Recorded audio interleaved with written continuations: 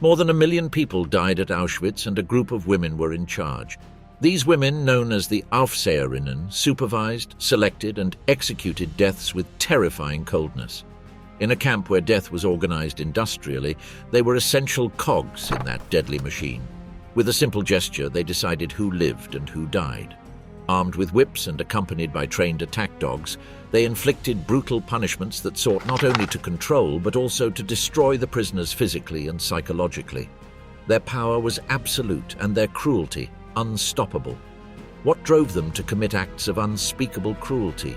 What was the brutal fate of these women? Auschwitz, the reign of terror of the SS guards. Auschwitz-Birkenau represents the most horrific culmination of the Nazi extermination machinery, a complex where more than 1 million people lost their lives during World War II. In this setting of systematic horror, a specific group of women played a crucial role in maintaining the apparatus of terror, the Aufseherinnen, female guards who supervised the prisoners and actively participated in the death mechanism that defined the camp. The Auschwitz concentration and extermination camp, established in 1940 in occupied Poland, expanded rapidly as Nazi Germany implemented the final solution. Auschwitz had served as the administrative center, while Auschwitz the Birkenau became the primary extermination facility where hundreds of thousands of people, primarily Jews, were murdered in gas chambers immediately upon arrival. By 1942, the complex had evolved into the epicenter of planned genocide, where death operated with industrial efficiency. In this meticulously organized system, female guards occupied a fundamental place. Unlike other camps where male staff predominated, Auschwitz had a specific contingent of German and Austrian women in charge of supervising the women's section of the camp. These women, who were mostly young women from diverse social backgrounds, had joined the SS for various reasons, some out of ideological conviction, others for economic opportunity, and some simply for the power conferred by the uniform. Recruitment of the Aufseherinnen intensified as the war progressed and the camps expanded their capacity. Many of them were initially trained at Ravensbrück, an all-female camp that served as a training center for future guards. There they learned the methods of control, punishment, and selection that they would later apply at Auschwitz and other camps. The training included not only the technical aspects of surveillance and administration, but also the ideological indoctrination necessary to completely dehumanize the prisoners in their custody. The guards participated in two fundamental processes in the camp: selection and punishment. During these selections, together with SS doctors like Josef Mengele, they decided who would be sent immediately to the gas chambers and who would be temporarily spared to perform forced labor. With a simple gesture of the hand, these women determined who would live a few more hours and who would die within minutes. This responsibility made them essential cogs in the extermination machine, with direct power over the life and death of thousands of people. The terror they inspired was materialized daily in their practices of punishment and control. Armed with whips and often accompanied by trained attack dogs, they inflicted brutal punishments for the smallest infractions. An inappropriate glance, an unauthorized moment of rest, or the inability to maintain work rates could trigger savage beatings that frequently ended in death. These punishments were not simply reactions to rule violations, but systematic elements of a regime designed to break all physical and psychological resistance among the prisoners. The presence of the warders created an atmosphere of constant psychological terror. The prisoners never knew when they would be singled out for arbitrary punishments or when a warder would decide to use them for personal entertainment. Some of these women developed particularly terrible reputations, earning nicknames such as the Beast, the Weasel, or the Blonde Angel of Death. These nicknames reflected the fear they inspired and the particular traits of their cruelty, which frequently manifested itself in distinctive forms of torture and humiliation. The most disturbing aspect of the Auschwitz guards phenomenon is how seemingly ordinary women were transformed into agents of a genocidal system. Many of them had been housewives, factory workers, hairdressers, or domestic workers before joining the SS. This transformation reveals how ideological indoctrination and absolute power can corrupt human morality to its very foundation, turning ordinary people into perpetrators of unimaginable atrocities in a matter of months or years. As the Allies advanced toward Germany in the final months of the war, Auschwitz staff began dismantling evidence of their crimes. Thousands of prisoners were forced to march to other camps in what would become known as death marches, while many documents were destroyed. The guards were ordered to move to other camps farther from the front, such as Bergen-Belsen or Ravensbrück. Some took advantage of the chaos of impending defeat to escape and assume false identities, while others remained at their posts until the end, seemingly unable to comprehend that they would soon be held accountable for their actions. When the Allied forces finally liberated the concentration camps, they encountered scenes of indescribable horror. At Bergen-Belsen, where many Auschwitz guards had been transferred, the British discovered more than 10,000 unburied corpses and approximately 60,000 prisoners in extreme conditions of malnutrition and disease. The guards who had not managed to escape were immediately arrested. Some, like Irma Gress and Elisabeth Falconrath, were captured at Bergen-Belsen, while others, like Maria Mandel, were located months later during targeted search operations. The world was beginning to learn the details of the horrors perpetrated at Auschwitz, and the active participation of women in these crimes was particularly shocking. Contrary to the idealized image of women as caregivers and protectors, these guards had demonstrated a capacity for cruelty that challenged deeply held gender assumptions. Their cases would be tried in various tribunals established by the Allies to prosecute Nazi war crimes, marking the beginning of a process of justice that would attempt to establish accountability for one of the darkest chapters in human history. Among these guards, 4 stand out for the magnitude of their crimes and for having paid the ultimate price for them: Maria Mandel, Johanna Borman, Elisabeth Falconrath, and Irma Gress. Their personal stories, their particular methods of cruelty, and the circumstances of their capture, trial, and execution provide a window into how ordinary people can become agents of industrialized genocide. Maria Mandel, the architect of female horror. Maria Mandel embodies, like few others, the transformation of a seemingly ordinary person into a bureaucratic monster capable of orchestrating the deaths of thousands. Born on January 10, 1912, in Münzkirchen, Austria, nothing in her early years foreshadowed the pivotal role she would play in the largest organized genocide in modern history. Her journey from a young Austrian woman to the chief supervisor of the Auschwitz women's camp reveals the psychological and social mechanisms that enabled the Holocaust. Following Germany's annexation of Austria in 1938, the Anschluss, Mandel found an opportunity for upward social mobility in the rising Nazi movement. Unlike younger guards who were molded by Nazi ideology from their adolescence, Mandel joined the movement as an adult out of personal conviction and ambition. This conscious decision makes a fundamental difference in the assessment of her later guilt. She was not an indoctrinated young woman, but a woman who deliberately chose the path that would lead her to become one of the greatest female war criminals in history. Her career in the concentration camp system began in 1938 at Lichtenberg, one of the first Nazi concentration camps on German soil. There, Mandel learned the fundamentals of the system of terror she would later perfect. She was later transferred to Ravensbrück, where she demonstrated a particular aptitude for maintaining discipline through systematic brutality.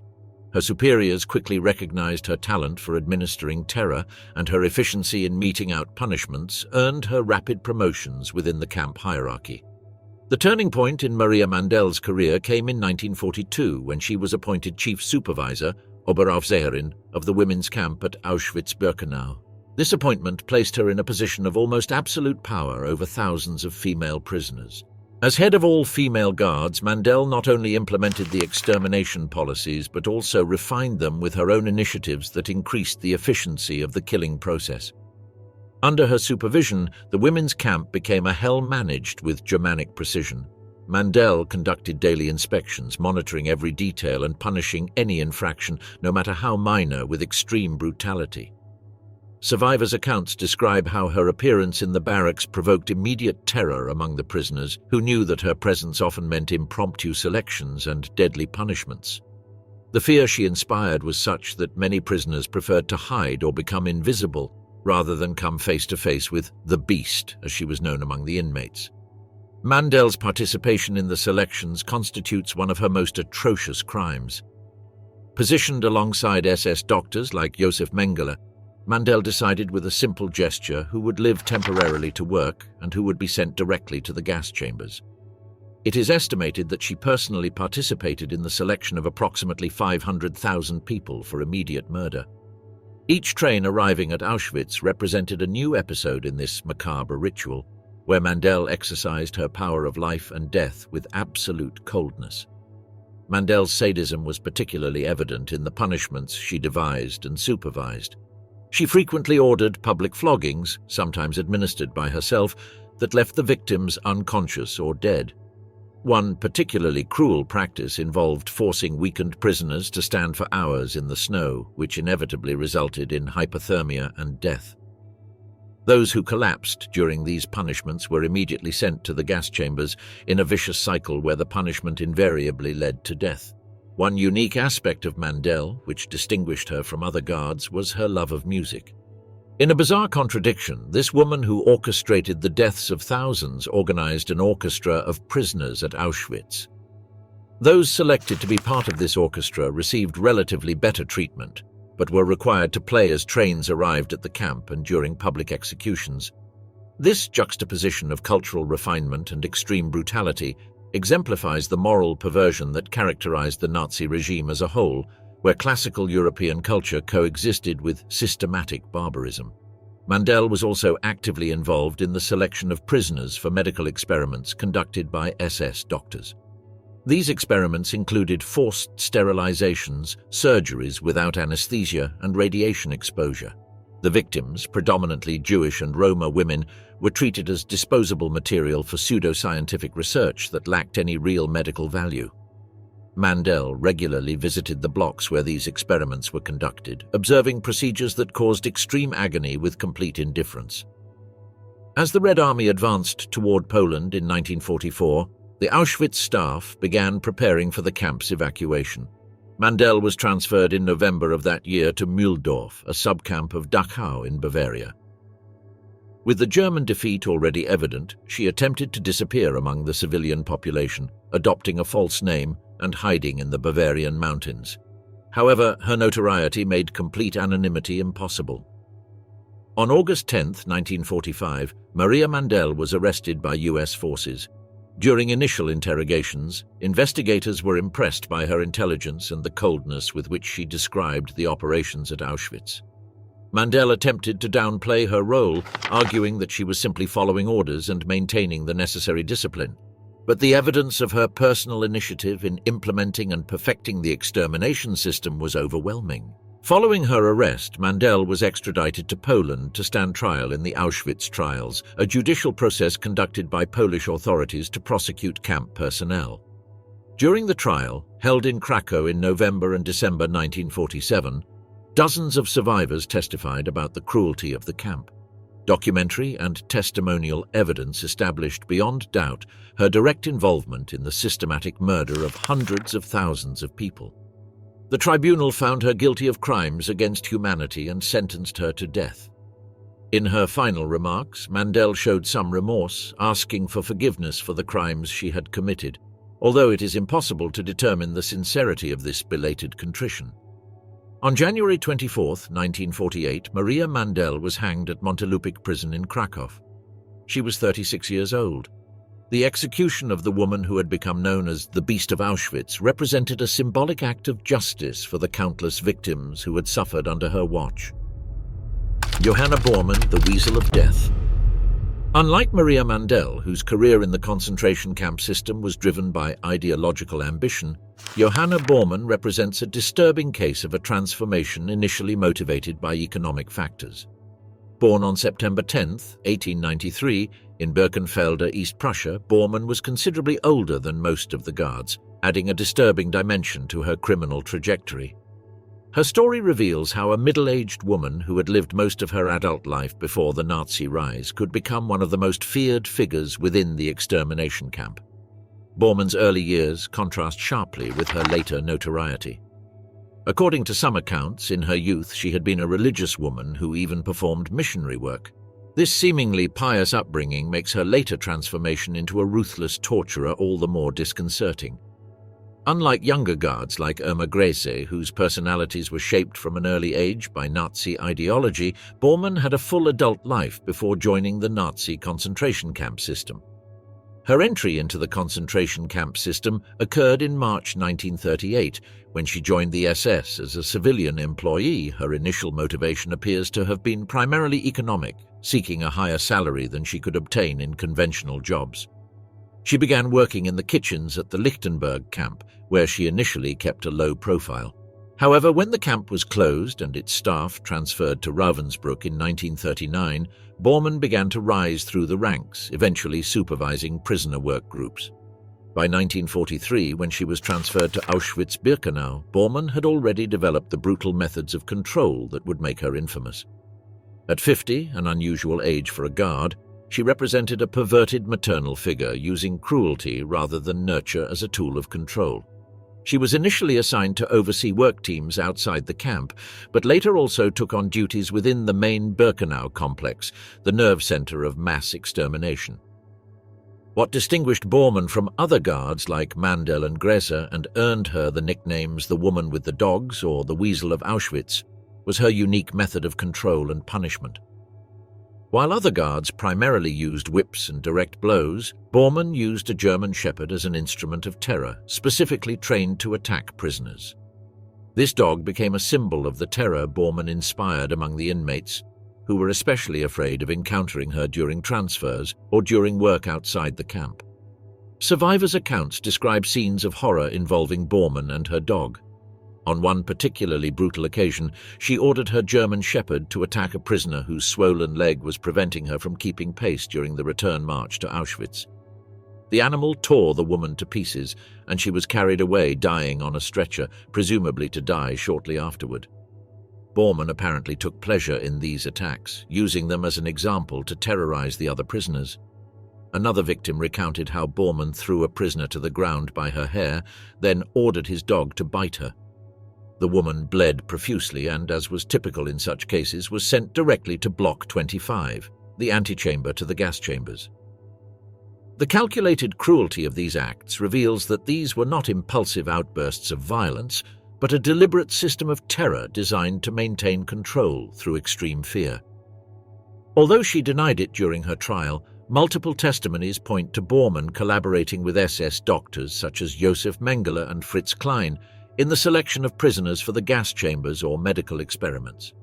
With a simple gesture, she decided who would live temporarily and who would die immediately, exercising almost divine power over thousands of human lives. This participation in the selection process directly links her to the central mechanism of the genocide implemented at Auschwitz.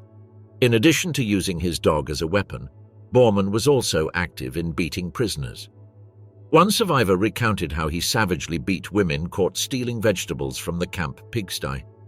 In another incident, when a prisoner tried to protect a sick friend from being forced to work, Borman beat her so hard that he broke 2 of her teeth, then ordered his dog to attack the sick woman. The victim died 2 days later from her injuries. As the war drew to a close and German defeat seemed inevitable, Borman was transferred to Bergen-Belsen, a camp that became the destination for many prisoners evacuated from camps in the east. Under the command of Josef Kramer, known as the Beast of Belsen, Borman continued her reign of terror, maintaining the same cruel practices she had developed at Auschwitz, even as the collapse of the Third Reich was imminent. When British forces liberated Bergen-Belsen on April 15, 1945, they encountered scenes of unspeakable horror. Borman, unlike other guards who had fled, remained at the camp, apparently convinced that she could evade responsibility or perhaps unable to conceive that her actions could be considered criminal. Following her arrest, Borman was initially forced by the British to participate in the removal and burial of the numerous corpses found at the camp, a task the military imposed on all captured guards as an initial form of accountability. Johanna Borman's trial was part of the Belsen trials, the first war crimes trial conducted by the British against concentration camp personnel. The trial began on September 17, 1945, in Lüneburg, and Borman faced charges for crimes committed at both Bergen-Belsen and Auschwitz. She pleaded not guilty to all charges. During the trial, Borman's defensive strategy consisted of denying or minimizing his actions. He admitted to occasionally beating prisoners to maintain order, but categorically denied his involvement in the selections. Regarding his infamous dog, he maintained that it was simply a pet untrained to attack, and that any use of the animal against prisoners would have violated camp regulations, resulting in his own punishment. He also claimed that he had attempted to leave the SS in 1943, but that his request was rejected. Particularly revealing was his claim that, although he saw the trucks transporting prisoners to the gas chambers, he was unaware of their final destination. This defense of ignorance, common among those accused of Nazi crimes, seemed especially implausible in Borman's case, given his high level of involvement in the camp's daily operations for years. The court did not find these justifications credible. The testimony of numerous survivors who accurately described his brutality and the way he used his dog to terrorize and attack prisoners outweighed his denials.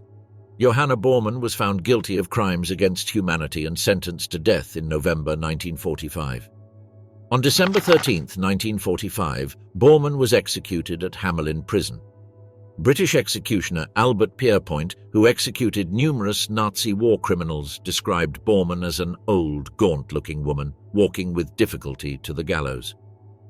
Unlike other condemned women who showed varying degrees of emotion or remorse, Borman seemed to accept her fate with resignation, simply saying, "I have my feelings," when she was weighed to calculate the drop necessary for a speedy execution. Elizabeth Falconrath, the whip of Nazi hell. In contrast to Borman's economic motivation and Mandel's ideological fanaticism, Elizabeth Falconrath represents a case of adaptation to the Nazi power system.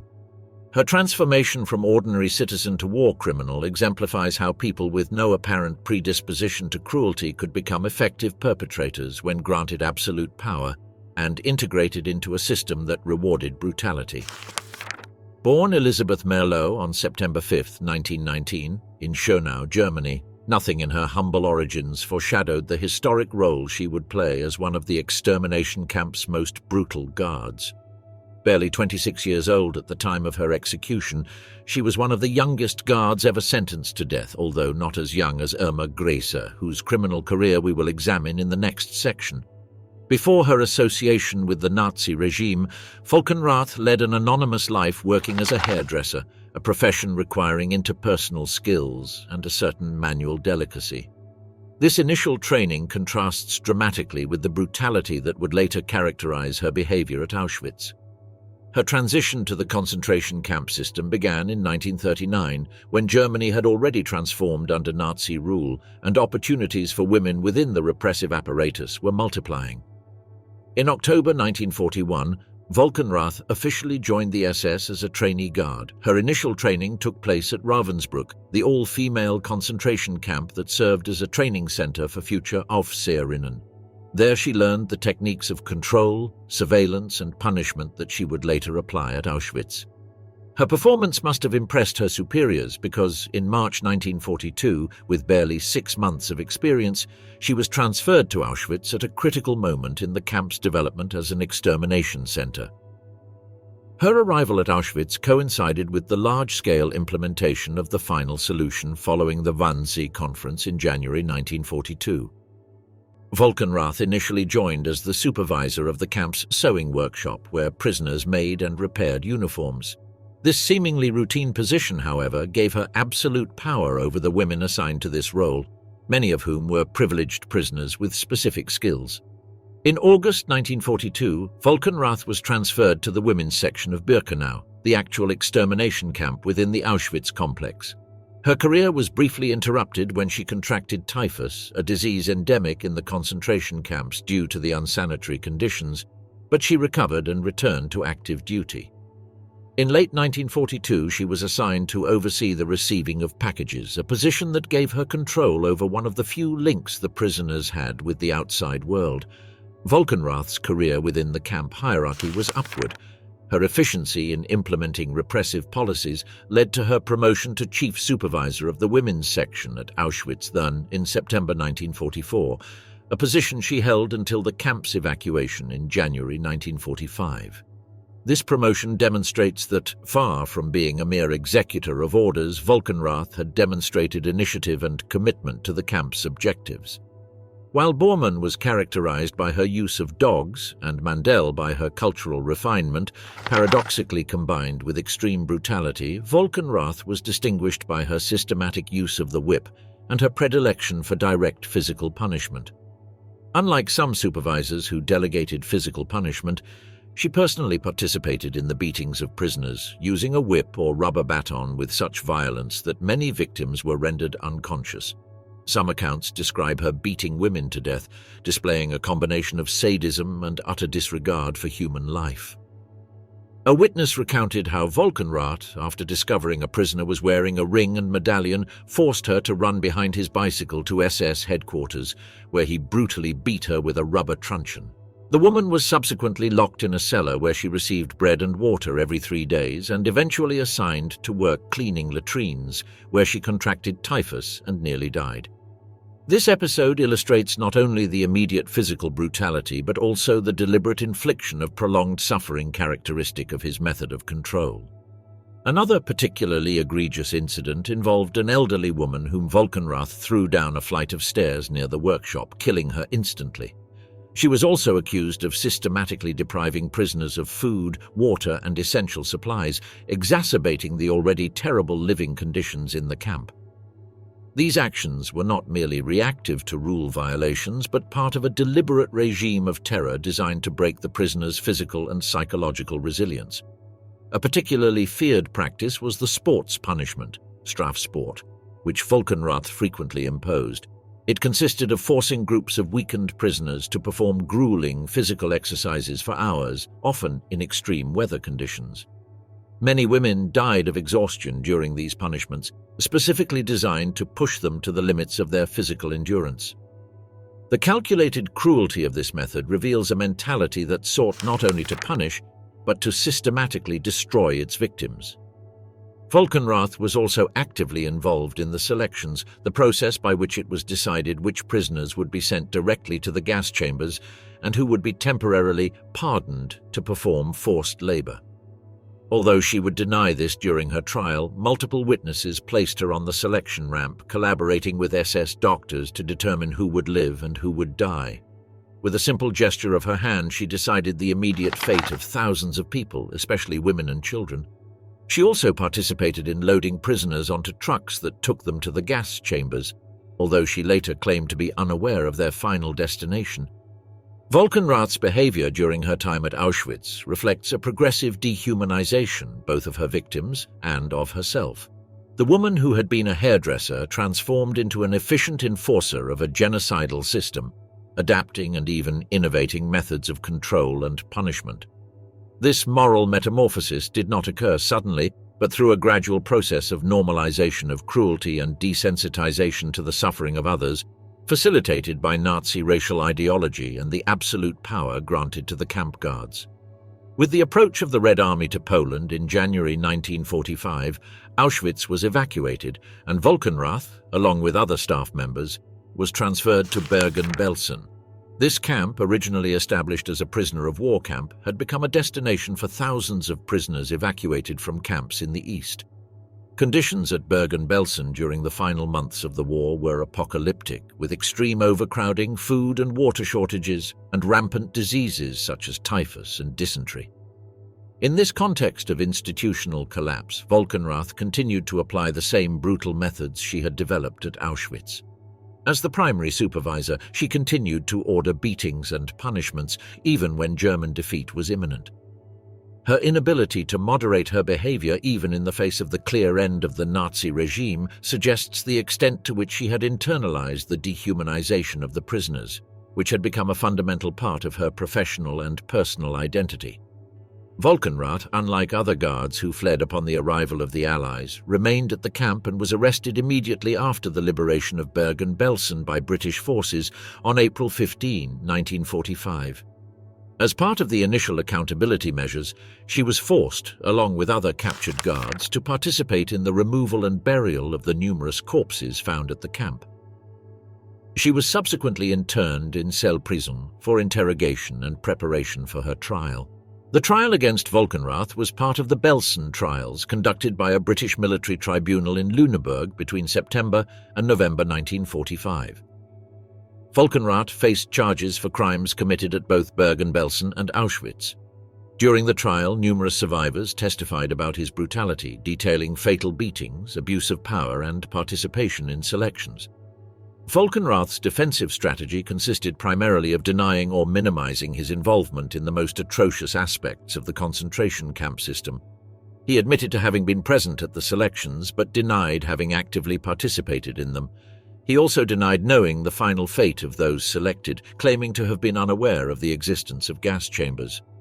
Regarding beatings and punishments, he admitted to occasionally slapping prisoners, but denied accusations of fatal beatings and systematic torture. The tribunal did not find these justifications credible. The testimony of numerous survivors who accurately described the brutality and their active participation in various aspects of the extermination process outweighed their denials. On November 17, 1945, Elisabeth Falconrath was found guilty of crimes against humanity and sentenced to death by hanging. Falconrath's execution took place on the 13th of December 1945 at Hamelin Prison. British executioner Albert Pierrepoint, who executed numerous Nazi war criminals, carried out the sentence. Falconrath was the first to be executed that day. At 9:34 a.m., according to accounts, she ascended the steps of the gallows with apparent calm and was placed over the trapdoor where Pierrepoint had marked an X with chalk. The fall, calculated to cause instant death by cervical fracture, achieved its purpose, and the doctor confirmed her death minutes later. The case of Elisabeth Falconrath illustrates the malleability of the human conscience under totalitarian systems. A young woman with no prior criminal record transformed in a matter of years into a systematic torturer and active participant in an industrialized genocide. Her trajectory raises disturbing questions about the fragility of moral inhibitions when factors such as unquestionable authority, dehumanizing ideology, and absolute power over other human beings are introduced. Irma Gries, the blonde angel of extermination. If Mandel represents ideological fanaticism, Borman the adaptation of an elderly person to the extermination system, and Falconrath the administrative efficiency in the implementation of terror, Irma Gries embodies the accelerated moral corruption of youth under the Nazi regime.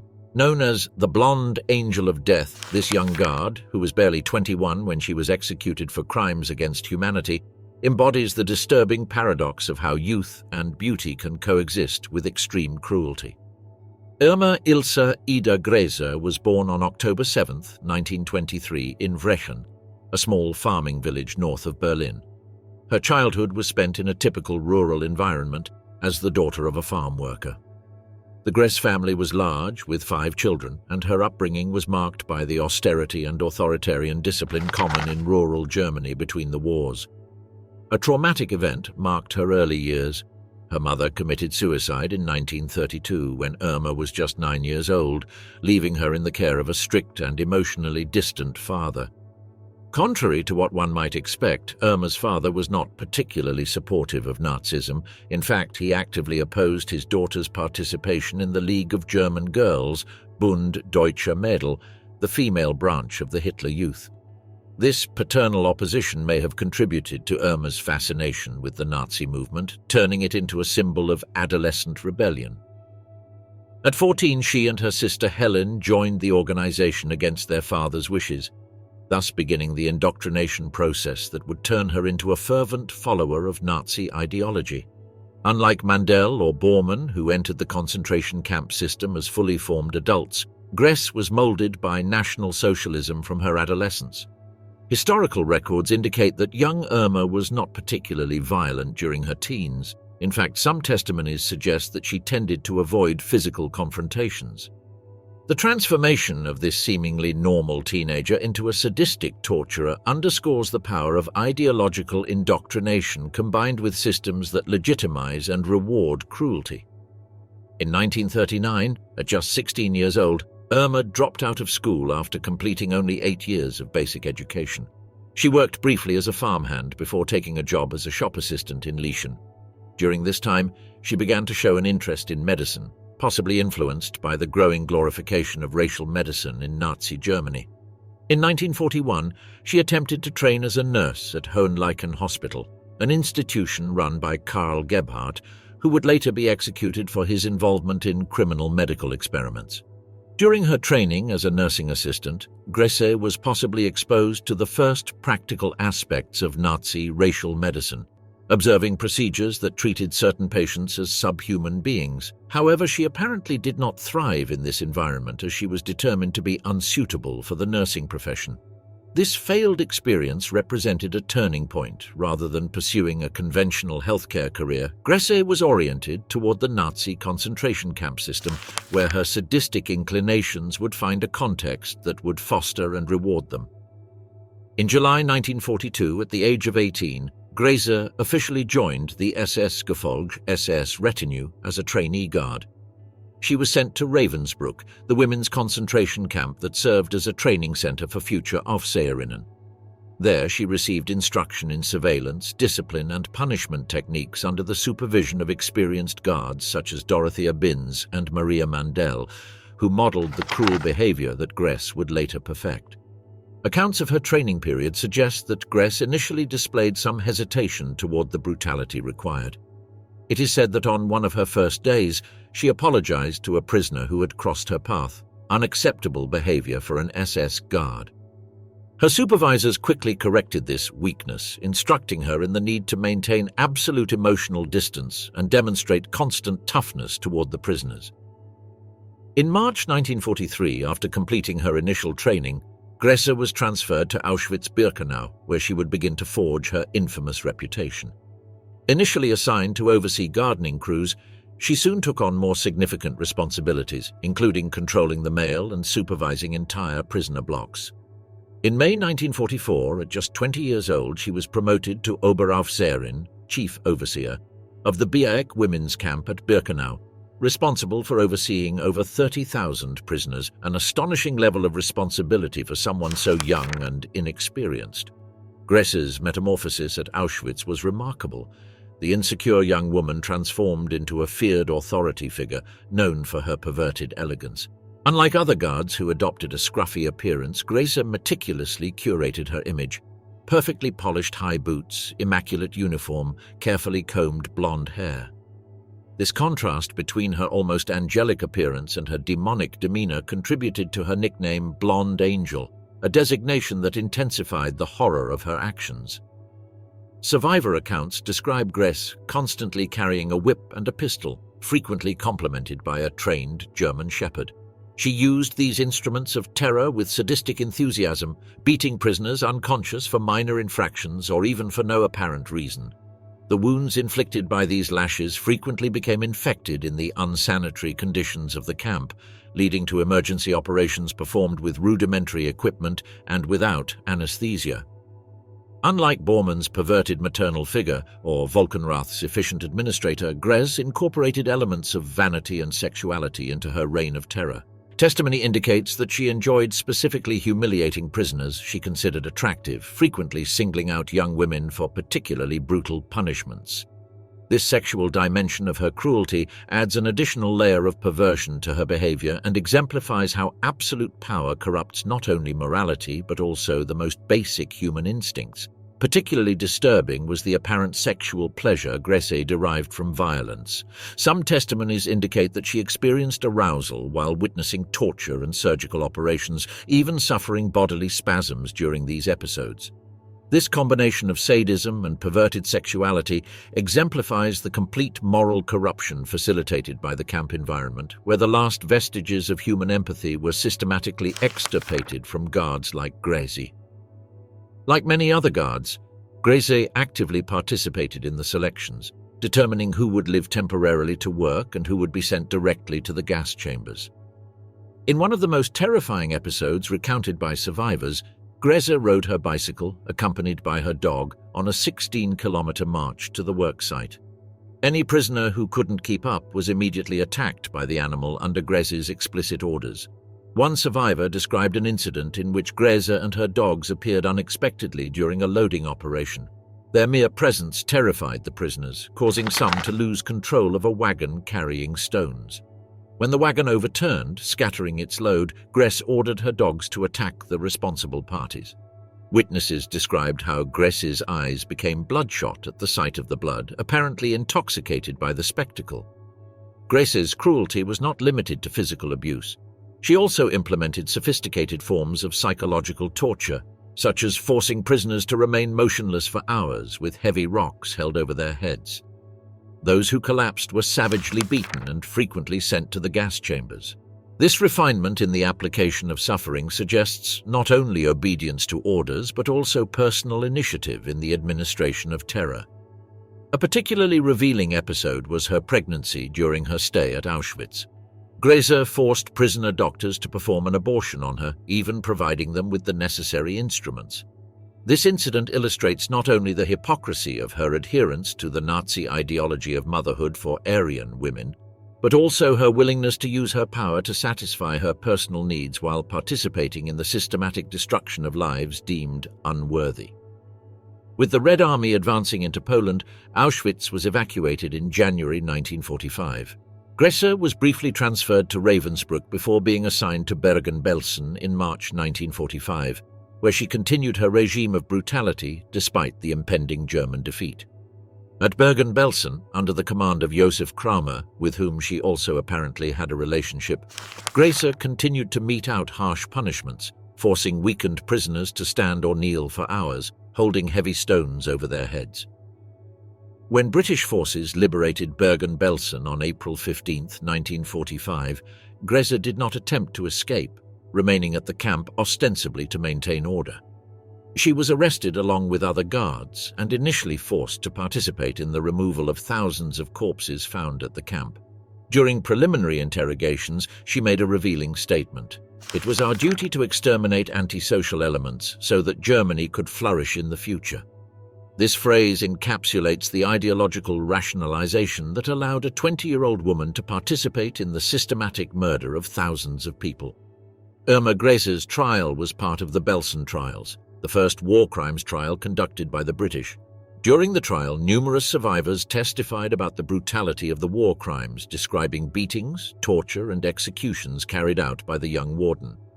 Unlike other defendants who displayed nervousness or remorse, Gress maintained a surprisingly composed demeanor throughout the proceedings, seemingly more concerned with her appearance than the accusations against her. On November 17, 1945, Irma Gress was found guilty of crimes against humanity and sentenced to death by hanging. During her final weeks of life, she finally showed signs of emotional distress, frequently crying in her cell. However, she never expressed remorse for her actions, maintaining until the end the conviction that she had acted correctly in accordance with the values of the regime to which she had dedicated her youth. On December 13, 1945, Irma Gress was executed at Hamelin Prison by British executioner Albert Pierrepoint. She was the second to die that day after Elizabeth Falconrath. Pierrepoint described how he called Gress by name and she left her cell, following him into the execution chamber. At 9:34 a.m., she entered the room, glanced briefly at the officers present, and walked to the center of the trapdoor where Pierrepoint had marked an X with chalk. As the executioner placed the white hood over her head, Gress uttered her last word, "Schnell," quickly. The trapdoor opened, and after she fell, the doctor confirmed her death 20 minutes later. Gress's case, more than any other, illuminates how the Nazi system could mold a young woman with no apparent violent inclinations into a sadistic torturer in a matter of years.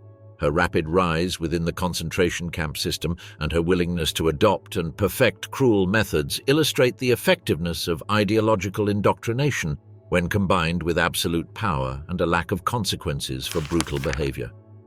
Her youth and angelic appearance, contrasted with the moral ugliness of her actions, underscore the disturbing dissociation between outward appearance and inner corruption that characterized many Holocaust perpetrators. Judgment Day, the fall of the Auschwitz Guards. Following the liberation of the concentration camps by the Allied forces in 1945, trials began to bring those responsible for the crimes committed. The Auschwitz Guards presented a unique case to the emerging justice system, having held positions of authority within the Nazi concentration camp system. The capture of these women occurred under different circumstances. Gress and Falconrath were arrested at Bergen-Belsen, where they remained until the camp's liberation on April 15, 1945. Mandel was captured by American forces in Bavaria on August 10, 1945, after attempting to hide under a false identity. Borman, like other guards, did not attempt to escape and was arrested at Bergen-Belsen. The Belsen trial, held between September and November 1945, was the first major trial of Auschwitz guards. For 54 days, the court heard testimony about the women's actions.